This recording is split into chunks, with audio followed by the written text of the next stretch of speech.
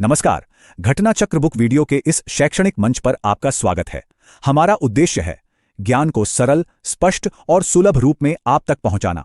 आइए आरंभ करते हैं अध्ययन और सफलता की इस यात्रा को। नमस्कार। भारत एक ऐसा देश जहां कदम कदम पर संस्कृति बदलती है, पर सोचने वाली बात यह है कि इतनी विविधता के बीच हमारा संविधान ये कैसे पक्का करता है कि हर समुदाय, चाहे वो छोटा हो या बड़ा, खुद को सुरक्षित महसूस करे।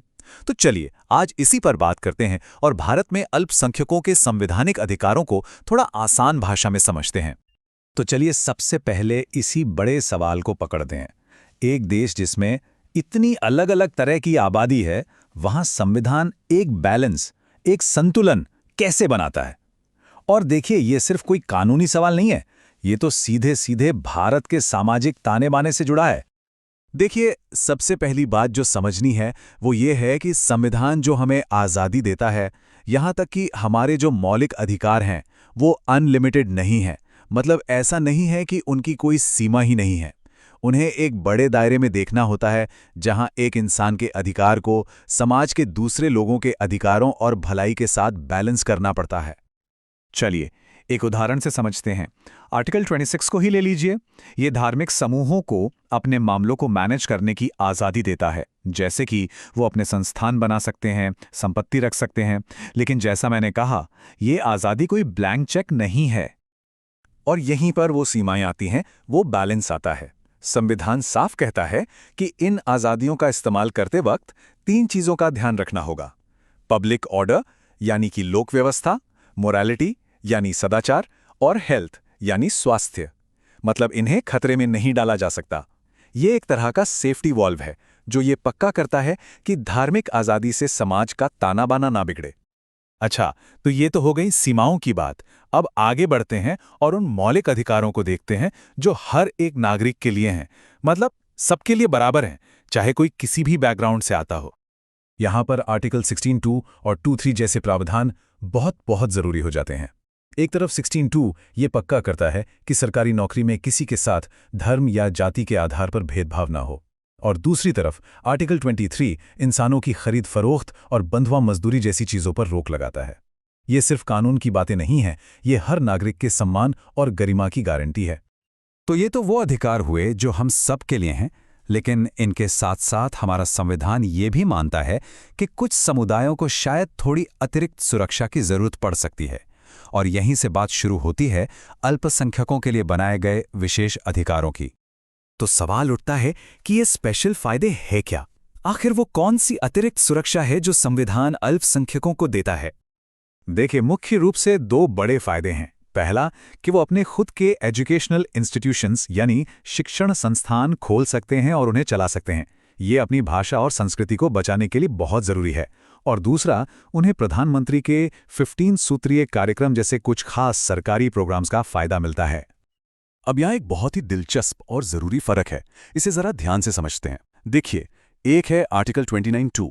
ये एक व्यक्ति का अधिकार है। ये कहता है कि किसी भी नागरिक को किसी भी सरकारी मदद वाले इंस्टीट्यूट में एडमिशन लेने से धर्म या जाति के आधार पर रोका नहीं जा सकता। ठीक है, लेकिन फिर आता है आर्टिकल 31 और ये एक सामूहिक अधिकार है, मतलब पूरे समुदाय का। ये अल्पसंख्यक समुदाय को हक देता है कि वो अपने इंस्टीट्यूट खुद बनाएं और चलाएं। तो एक तरफ व्यक्ति की सुरक्षा है और दूसरी तरफ पूरे समुदाय की।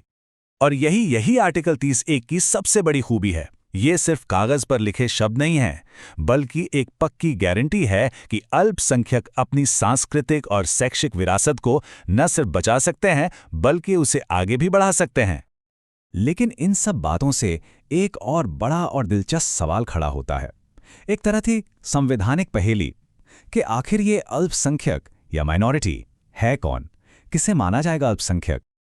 और यहीं पर बात थोड़ी पेचीदा हो जाती है। एक तरफ तो आर्टिकल 30 में माइनॉरिटी शब्द की कोई पक्की परिभाषा दी ही नहीं गई है, लेकिन दूसरी तरफ संविधान भाषा और धर्म के आधार पर अल्पसंख्यकों को पहचानता जरूर है। तो मतलब एक ऐसा शब्द है जिसकी परिभाषा नहीं है, पर जिसे इस्तेमाल किया गया है। तो इसका निचोड़ ये है कि हाँ, ये सच है कि संविधान माइनॉरिटी को डिफाइन नहीं करता, और ये भी सच है कि वो धार्मिक और भाषाई माइनॉरिटी को मान्यता देता है। लेकिन दूसरी बात पहली बात का कारण नहीं है। मतलब ऐसा नहीं है कि क्योंकि संविधान सिर्फ 2 तरह की माइनॉरिटी को पहचानता है, इसलिए उसने परिभाषा नहीं दी। हो सकता है कि परिभाषा जानबूझकर न दी गई हो, ताकि समय के साथ इसमें लचीलापन बना रहे।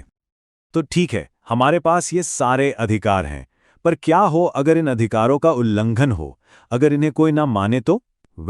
यहीं पर संविधान का सबसे बड़ा सुरक्षा कवच, सबसे बड़ा प्रोटेक्शन सामने आता है। इन सारे अधिकारों की असली ताकत आती है आर्टिकल 32 से। और ये कोई मामूली नियम नहीं है, ये खुद में एक मौलिक अधिकार है।